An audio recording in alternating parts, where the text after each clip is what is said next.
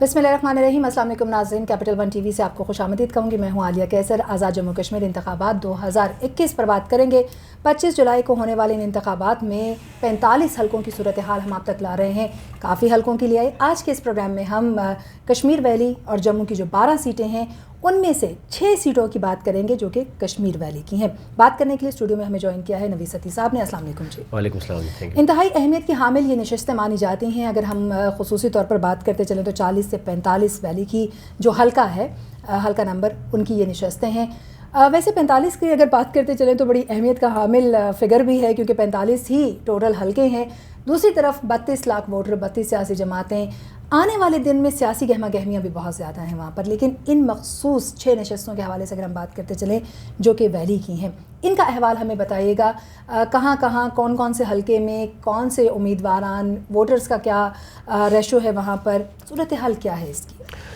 देखें, ज़ाहिर इससे पहले हमने जो जम्मू की 6 सीटें हैं और अब कश्मीर वैली की ये 45 कंप्लीट हो गई हैं। और अब ज़ाहिर लोग ये जानना चाह रहे हैं कि किसकी पोजीशन क्या है, क्योंकि इस वक्त तक पोजीशन आलमोस्ट काफ़ी चीज़ें क्लियर हो चुकी हैं। जो उम्मीदवार किसी के हक़ में बैठना चाहते थे मैक्सिमम बैठ चुके हैं। अभी भी वैसे जोड़ तोड़ जारी है। और जम्मू और वैली की अगर हम बात करें तो डेफिनेटली यहाँ पर वोट बैंक भी कम है, स्कैटर्ड है पॉपुलेशन।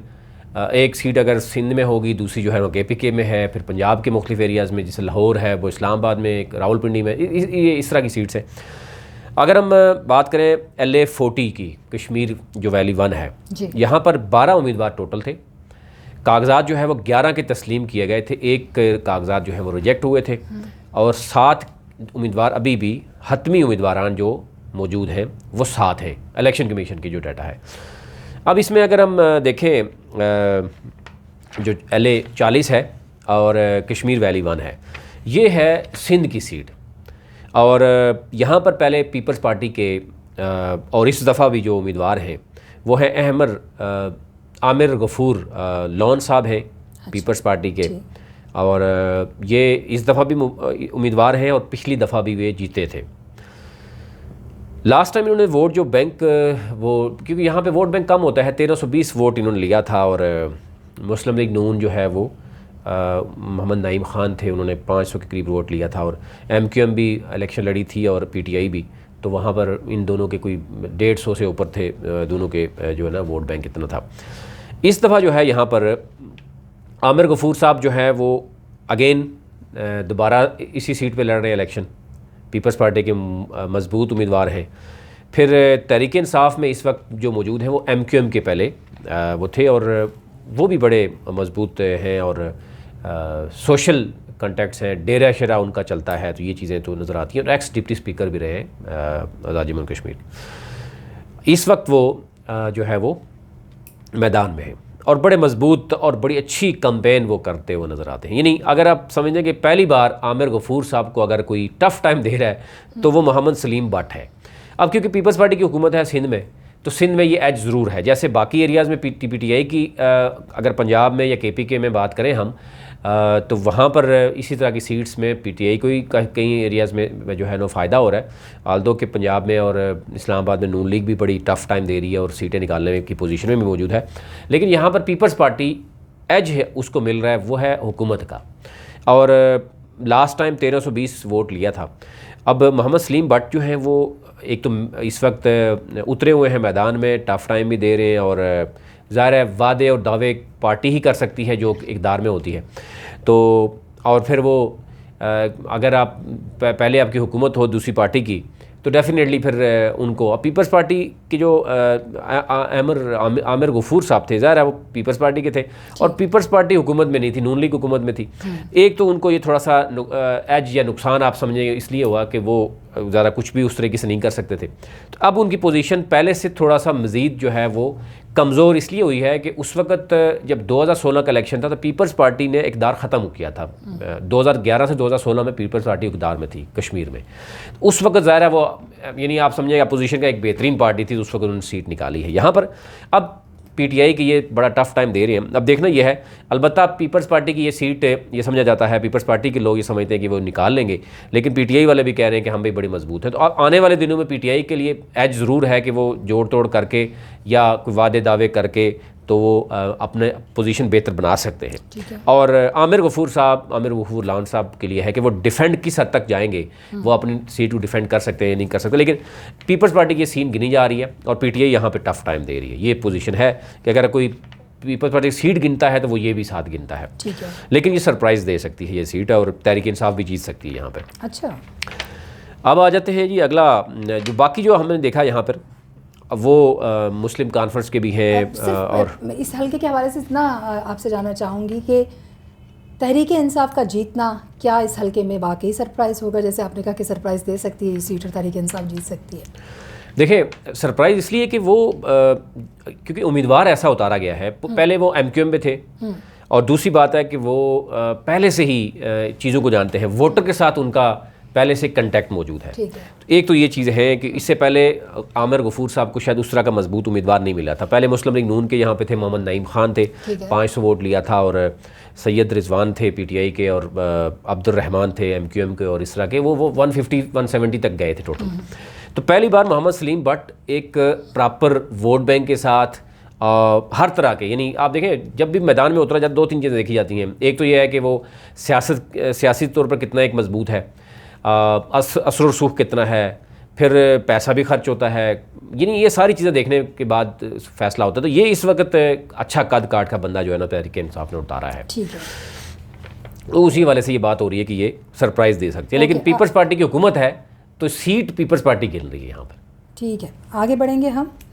आगाह कीजिएगा अगले हल्के की क्या सूरत हाल है? अच्छा, LA 41 वैली 2 की ये सीट है और ये लाहौर की सीट है। अच्छा, यहाँ पर 2016 में अगेन पीटीआई ने सरप्राइज़ दिया था, बड़ा मजबूत यहाँ पर वो मौजूद है दीवान मोहिउद्दीन साहब। पिछले दिनों आपने देखा होगा ये कुछ कालें भी लीक होती रही हैं, और इनकी भी कॉल भी सुना था कि कोई रिकॉर्ड भी हुई है। अच्छा, मुस्लिम लीग नून के ग़ुलाम अब्बास यहाँ पर मौजूद है, मीर, फिर पीपल्स पार्टी के सैयद उमर शरीफ। ठीक है, अब यहाँ पर जो सिचुएशन है लाहौर में, तो आपको पता है कि यहाँ पर वैसे तो मुस्लिम लीग नून पीटीआई ज़्यादा ही है, पीपल्स पार्टी की शायद वो चीज़ नहीं है। लेकिन अब क्योंकि 2016 में जब वफाक में मुस्लिम लीग नून की हुकूमत थी, उस वक़्त ये सीट आप समझें कि ली थी दीवान मोहिउद्दीन साहब ने, और 1536 वोट उस वक़्त लिए थे। ग़ुलाम अब्बास मीर अच्छा मुकाबला किया था, लेकिन आप देख लेंगे मुस्लिम लीग नून की हुकूमत होने के बावजूद, लाहौर में शहबाज शरीफ के वज़ीर आला होने के बावजूद 909 वोट उन्होंने लिया। तो आप अंदाज़ा कर सकते हैं कि अब तो तहरीक इंसाफ की हुकूमत है, तो यहाँ ये सीट जो अभी भी तहरीक इंसाफ ये समझ रही है कि आसानी से वो निकालने में कामयाब हो सकते हैं, मुकाबला भी नहीं है किसी के साथ। अब ज़ाहिर वक्त दूर नहीं है, तो वाकई अभी पोजीशन यही है कि जब इक़्तिदार में कोई भी पार्टी होती है उसके लिए वोट लेना ज़्यादा आसान होता है, और अगर इक़्तिदार में नहीं होती तो वोट बैंक अगर वो या सीट निकालता है तो इसका मतलब है उसका कद काट, सियासी तौर पर बरादरी ये मैटर करती है, पैसा मैटर करता है, ये सारी चीज़ें मैटर करती हैं। उस वक्त ये कहता है। इस दफ़ा ये सीट जो है ना पीटीआई जो है ना आसानी से निकालने की पोजीशन में है, और वो काउंट भी इसको कर रहे हैं। पहली सीट जैसे कि मैंने कहा कि पीपल्स पार्टी की हुकूमत है, वहाँ पर कोई भी सरप्राइज़ हो सकता है। पीटीआई सीट निकालती है, ये सरप्राइज़ होगा। पीपल्स पार्टी निकालती है तो वो अपनी सीट ही वापस आप समझे के लेंगे। ठीक है, आगे बढ़ जाते हैं हम। LA 42 का अहवाल भी हमारे साथ शेयर कीजिएगा कि वहाँ पर क्या सूरत हाल है, कौन किसके मद्दे मुकाबिल, किसकी जो आप मजबूत देखते हैं सियासी क़यादत भी और आने वाला सियासी मुस्तक़बिल। अच्छा, ये पंजाब का वो एरिया है रहीम यार, यहाँ सख्त गर्मी है इस वक्त पड़ रही है, ये उसका एरिया सराउंडिंग है, यहाँ पे स्कैटर्ड है, बड़ा मुश्किल होता है यहाँ पर वोटर्स को इकट्ठे करना और ये चीज़ें देखना। अच्छा, यहाँ पर लास्ट टाइम जो हुआ था मुकाबला, वो लास्ट टाइम में यहाँ पे इलेक्शन जो निकाला था 2016 में, उसमें सैयद शौकत अली शाह मुस्लिम लीग नून के, उन्होंने तकरीबन 1100 के करीब वोट लिए थे। और फिर उसके बाद हम देख रहे हैं कि उस वक़्त पीटीआई के भी जो थे उन्होंने भी, और बाकी भी जो थे, पीटीआई ने उस वक़्त तकरीबन कोई 700 यानी 650-700 के करीब वोट लिए थे। इस दफ़ा जो है पीटीआई के जो है वो आसिफ शरीफ हैं, और उनके साथ मुस्लिम लीग नून के वही हैं, शौकत अली शाह हैं, और मुस्लिम कॉन्फ्रेंस के भी हैं यहाँ, जमात इस्लामी सईद अहमद साहब हैं, वो वकील हैं, और राना सरफराज मुस्लिम कॉन्फ्रेंस से, पीपी के अहमद भट्ट हैं। अब मुकाबला जो है यहाँ पर भी वो आसिफ शरीफ जो हैं वो अच्छा मुकाबला कर रहे हैं, बेहतर पोजीशन में जो है वो उनका बताया जा रहा है, लेकिन शौकत अली शाह यहाँ पर बहुत ही मजबूत है, यानी पहले से वोट बैंक है, मुस्लिम लीग नून का वोट बैंक भी यहाँ पे है। तो ये सीट भी अगर ऐसी है तो यानी आप ये कह सकेंगे कि मुस्लिम लीग नून की सीट बन रही है। अगर मुस्लिम लीग नून अपना वोट इंटैक्ट रखती है और ये सैयद शौकत अली शाह अपनी सीट निकाल सकते हैं। पीटीआई अगेन वही कह रहा हूँ कि सरप्राइज़ इसलिए दे सकती है कि हुकूमत इनकी है और कोई वादे दावे और इस तरह की चीज़ें आ सकती है, क्योंकि यहाँ पर टोटल वोट बैंक ही 1000 के, जो भी 1000 लेता है वो सीट निकालता है। यानी अगर आप बात करें आमिर गफूर साहब, जो मैंने बताया कि हल्का LA 1 जो 41 LA वैली 1 की, उन्होंने 1320 वोट लिया था। फिर अगर आप आ जाए 2 में जो मैंने आपको बताया कि वहाँ पर पोजीशन क्या थी, यहाँ पर आप देखें 1000 यानी 1100 के करीब वोट लेने से यानी जीता। तो इसलिए अगर पीटीआई ने उस वक्त 700-750 के वोट लिए जब अपोजिशन में थी, तो यहाँ पर ये बेहतर पोजीशन, अच्छा मुकाबला कर रहे हैं इस वक्त आसिफ शरीफ साहब। शौकत अली साहब कोशिश करेंगे कि वो अपनी सीट बचा पाएँ, लेकिन अगर वही कह रहा हूँ कि बेहतर हिकमत अमली इख्तियार की तो यहाँ सरप्राइज़ पीटीआई दे सकती है सीट। यानी ये आप कह सकते हैं कि मुस्लिम लीग नून की यहाँ मौजूद है पहले से, और उसका मुकाबला या उसको डिफेंड करना है मुस्लिम लीग नून का काम है, और मुकाबला बड़ा सख्त है पीटीआई का यहाँ पर भी। आपको ऐसा लगता है कि खैर ज़ाहिर है कि इंतखाबात तो होती ही सूरत हाल ऐसी है कि जिसमें मुकाबले बड़े सख्त रखने पड़ते हैं, यही वजह है कि जोड़ तोड़ की और गठ जोड़ की सियासत जो है वो हमें दिखाई देती है। यहाँ 9 लोग टोटल, जिनकी अगर आप कहें हतमी उम्मीदवार की तादाद है इलेक्शन कमीशन के रिकॉर्ड के, वो 9 लोग हैं टोटल। ओके, आगे बढ़ जाते हैं, हम अगले हल्के की बात कर लेते हैं, LA 43 की। क्या सूरत हाल है वहाँ की, कौन कितने उम्मीदवार जो हैं यहाँ से हमें सामने दिखाई दे रहे हैं, और उसके साथ साथ आप क्या समझते हैं कि किसकी पोजीशन यहाँ पर मजबूत रहेगी, कितने उम्मीदवार जो हैं वो सामने आए, कागजात नामजदगी कितनों की मंजूर हुई, और फाइनली हतमी तौर पर कौन कौन मैदान में उतरे? देखें यहाँ पर जो है ये तो आप समझें कि शेख रशीद का हल्का है, लाल हवेली में पहले ही चीज़ें हो चुकी हैं, और शेख रशीद साहब इससे पहले भी बहुत ही आपने 2018 के जनरल इलेक्शन में देखा था, ख़ुद वो एक ही सीट पर इत्तेहाद करते थे, साथ उन्होंने अपना रिश्तेदार भी हैं, और फिर एक ही सीट पर उन्होंने पीटीआई के साथ इत्तेहाद भी किया। इस दफ़ा भी उन्होंने कोशिश की कि पहले के अवामी मुस्लिम लीग पे उनको उतारा जाए, लेकिन पीटीआई का उनको पता था कि यहाँ पे फिर उन्होंने अपना उम्मीदवार मैदान में उतारना है।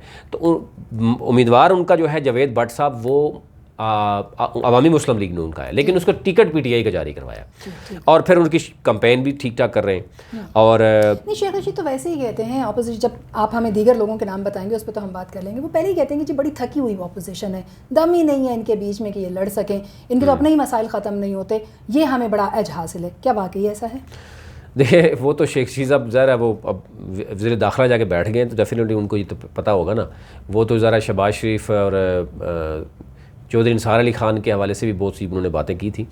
ज़ाहिर है अब देखें ना, अपोजिशन का जो रोल है वो पीडीएम की सूरत में टफ़ टाइम तो ज़रा मिलता रहा है, ये ऐसी बात नहीं है, अपोजिशन के नाम पे ही तो फिर पोसी होती है। लेकिन शेख साहब की अपनी एक राय है, उनके सियासत का तरीक़ाकार यही है कि वो डायलॉग्स उनके, यही तो वो मीडिया में रहने का उनका फ़न है कि वो ये चीज़ें करते रहते हैं।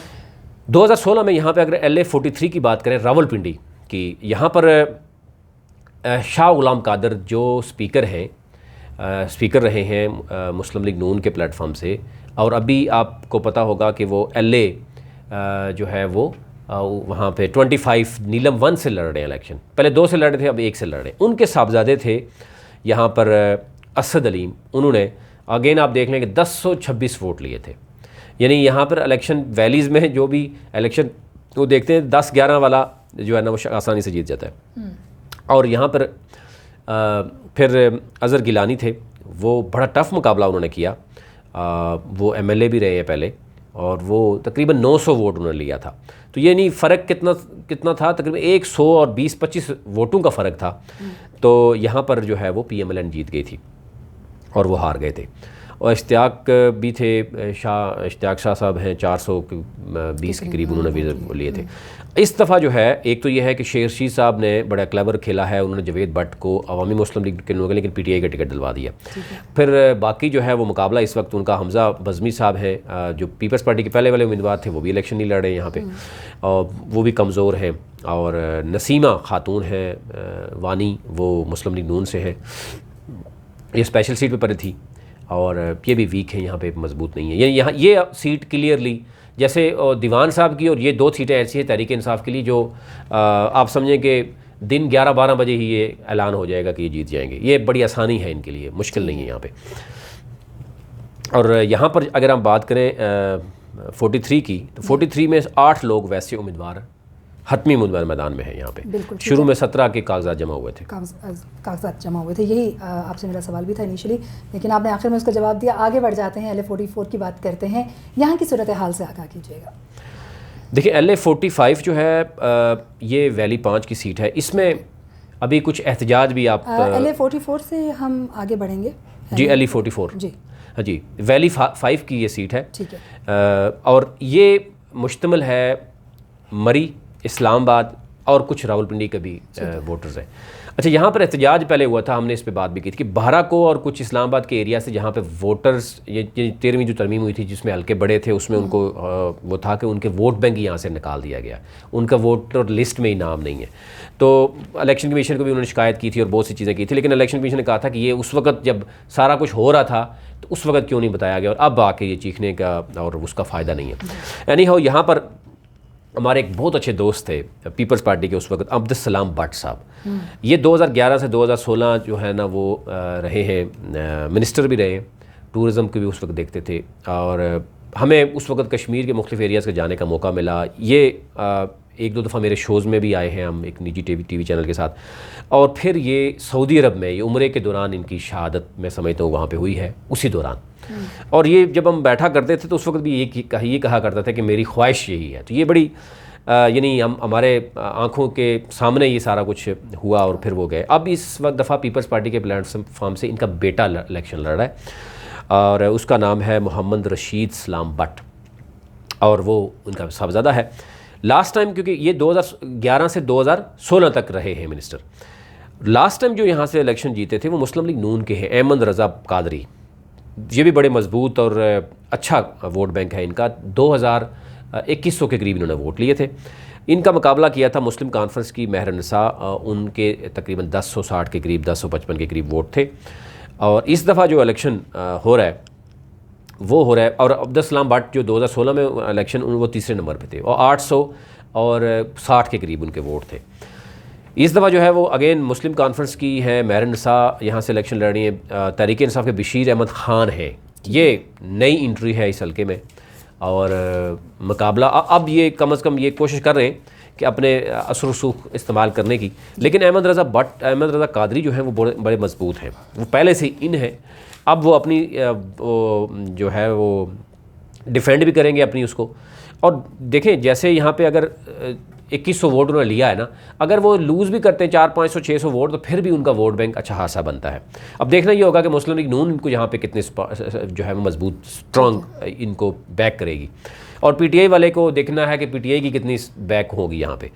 और क्योंकि मरी में भी PTI की इस वक्त हुकूमत तहरीक इंसाफ की है, सदाकत अली अब्बासी हैं, इस्लामाबाद की तीनों सीटों पर तहरीक इंसाफ है। और जब 2016 में अगर इलेक्शन हुए थे तो उस वक्त क्योंकि मुस्लिम लीग नून के पास थी, एक तरफ शाहिद खान अब्बासी साहब थे और डॉक्टर जो है वो यहाँ पे मौजूद थे इस्लामाबाद में, तो इस्लामाबाद की सीटें और मरी की सीट उस वक्त जो है ना वो मुस्लिम लीग नून के पास थी। अब देखना ये होगा कि बशीर अहमद ख़ान जो है जो नई एंट्री है उनको किस हद तक PTI सपोर्ट करेगी। अब अहमद रज़ा कादरी तो मजबूत है, सरप्राइज़ ये हो सकता है कि PTI कोई बहुत बड़ा सरप्राइज़ करे, अदरवाइज़ ये मुस्लिम लीग नून की सीट है और मुस्लिम लीग नून अपनी सीट को बचा पाएगी या नहीं बचाएगी ये देखना होगा। और मुस्लिम लीग नून इसको काउंट भी कर रही है इस सीट को। तहरीक इंसाफ ये समझ रही है कि उनकी ये सीट मुश्किल में है, ये वो हार जाएंगे, लेकिन अगेन वही मैं कहूँगा कि सरप्राइज़ ये हो सकता है कि बहुत आउट ऑफ द वे जाके कोई नई कोई चीज़ सामने आए, क्योंकि हुकूमत जमात के पास ये आज ज़रूर होता है। पीपल्स पार्टी के दौर में 2011 से लेकर 2016 तक अब्दुल भट्ट साहब रहे हैं। नून लीग के दौर में यहाँ पे नून लीग रही है। अब पीटीआई के दौर में नून लीग का होना, फिर इसका मतलब है नून लीग का मजबूत वोट बैंक होना, वोटर का इंटैक्ट होना, और ये पावर शो करता है। और अगर पीटीआई जीत जाती है तो फिर इसका मतलब यही है कि अवाम जो है वो उसी की तरफ जाते हैं जहाँ पर उनको लग रहा है कि अब ज़रा जो वादे और दावे करने हैं वो पीटीआई ने करने हैं, वो नून लीग नहीं करेगी। तो अवाम के ऊपर है कि वो किस तरफ जाती है, कि वो वोट बैंक के साथ कितना एक इंटैक्ट है। ये चीज़ सूरत जो है वो देखी जा रही है। तहरीक लबैक के भी यहाँ पर हैं नसीरुल्लाह खान दुरानी हैं, वो भी अपनी कोशिश जारी रखे हुए हैं। पीपल्स पार्टी में हमारा रशीद, जो मैंने बताया था कि बेटा है उनका, वो मैदान में इस वक्त मौजूद है यहाँ पर। ठीक है, और अब हम बात कर लेते हैं LA-45 की कश्मीर वैली 6। इसका क्या अहवाल आप हमारे साथ शेयर करेंगे? कौन से लोग हैं यहाँ पर, और कितने लोगों ने कागजात नामजद की जमा करवाए, कितने यहाँ पर फाइनल हुए, हतमी तौर पर कितने लोगों के नाम जो हैं वो सामने आए? देखें, LA-45 आखिरी हल्का है, और ये हल्का जो है वो आंखें बंद करके तहरीक इंसाफ जो है ना वो पहले से सबसे पहले यही गिना गया था उन्होंने। ये है जनाब अब्दुल माजिद खान साहब, ठीक है, जो 3 दफ़ा MLA बने हैं, और इससे पहले ये इनकी ख़ानदानी सीट है। इनके वालिद साहब थे वहीद ख़ान, और इनके बाकी जो फैमिली थी वो पहले जीता करते थे। जमात इस्लामी के नूरुल्लाह ने इनका मुकाबला किया था। इन्होंने 2887 वोट लिया था, यानी तकरीबन आप समझें कि 2900 वोट लिया था। और यानी वैली के जितनी भी आपने वोट बैंक देखा, सबसे ज़्यादा इनका वोट बैंक है। ये मुश्तमिल है जनाब पेशावर और मानसेरा डिस्ट्रिक्ट पे। पेशावर का भी एरिया है और मानसेरा जो डिस्ट्रिक्ट है उसके भी एरिया जाते हैं। यहाँ पर इनका मुकाबला अगर आप देखें तो पीटीआई के अब्दुल माजिद खान जनरल सेक्रेटरी भी हैं तहरीक इंसाफ के कश्मीर के। फिर ये 3 दफ़ा MLA भी रहे हैं, और चौथी दफ़ा भी इनके ऊपर जो है तहरीक इंसाफ ने पहले ही काउंट करके रखी है। और यहाँ पे फ़ीमेल है मुस्लिम कॉन्फ्रेंस की, जो जिनके बारे में ये खबर थोड़े अरसे पर आई थी कि वो पहले ही इनकी हमायत कर चुकी हैं। तो ये इनके मुकाबले में यहाँ पे ऐसा कोई बंदा ही नहीं है, और इसलिए ये तो आंखें बंद करके तहरीक इंसाफ पहले ही काउंट कर रही है। और 3000 वोट उन्होंने उस वक्त लिया जब यानी आल्दो के KPK में तो हुकूमत PTI की थी, अभी भी PTI की है, लेकिन उस वक्त वफाक में हुकूमत मुस्लिम लीग नून की थी, और हवा जो है मुस्लिम लीग नून की थी, और उससे पहले भी ये निकलती रही। तो ये इनकी ख़ानदानी सीट है बेसिकली। तो यहाँ पे ओवरऑल आप इसको अगर कंक्लूड करें तो तहरीक इंसाफ की 3 सीटें तो वो हैं जो वो काउंट आसानी से कर सकते हैं। 2 सीटों पर तहरीक इंसाफ मुकाबला कर रही है, और एक पीपल्स पार्टी की है, 2 मुस्लिम लीग नून की अपनी रिवायती सीटें हैं। अगर वो मेहनत नहीं करेंगे तो वो लूज़ करेंगे, तो इसका मतलब ये हुआ कि तहरीक इंसाफ मजबूत स्ट्रेटजी के साथ अपने मजबूत स्ट्रेटजी या जो वादे दावे आवाम को बेवकूफ़ बनाने में होता है वो इजीली जो है वो मैनेज कर लेते हैं। बहुत शुक्रिया नवी सती साहब, आप हमारे साथ मौजूद रहे, और आपने वैली की जो 6 नशस्तें हैं हल्का नंबर 40 से 45 तक, आपने उसका अहवाल हमारे साथ शेयर किया। कहाँ कहाँ कौन सी जमातें मजबूत नज़र आती हैं। PTI आपको यहाँ पर खासी मजबूत दिखाई दे रही है, गो के पीपल्स पार्टी मुस्लिम लीग नून भी अपनी रिवायती नशस्तों के साथ यहाँ पर मौजूद है। मुकाबला सख्त रहेगा, लेकिन फिर भी पोजीशन तहरीक इंसाफ की मजबूत बज़ाहिर दिखाई दे रही है, अनलेस कि सियासी सतह पर कोई ऐसी गलती ना हो। मज़ीद जो इन्फॉर्मेशन है उसको भी हम आप तक पहुँचाते रहेंगे। हल्कों की सूरत हाल, वहाँ पर होने वाली तब्दीलियाँ, मुख्तलिफ सियासी लीडरान के बयान, ख़वातीन, और ख़ास तौर पर जो स्पेशल नशस्तें हैं और ओवरसीज़ की नशस्त है वो किसके नाम हो सकती है, इस पर आने वाले वक्त में भी नवी सती साहब हम आपको ज़हमत देते रहेंगे। आज का प्रोग्राम इतना ही। नाज़रीन, हमें इजाज़त दीजिए। जाने से पहले सिर्फ इतना कहेंगे कि हमारे social digital platform capital 1 TV को ज़रूर आप सब्सक्राइब कीजिए, ताकि हर नई वीडियो सबसे पहले आप तक पहुँच सके। इजाज़त दीजिए, अल्लाह ने की।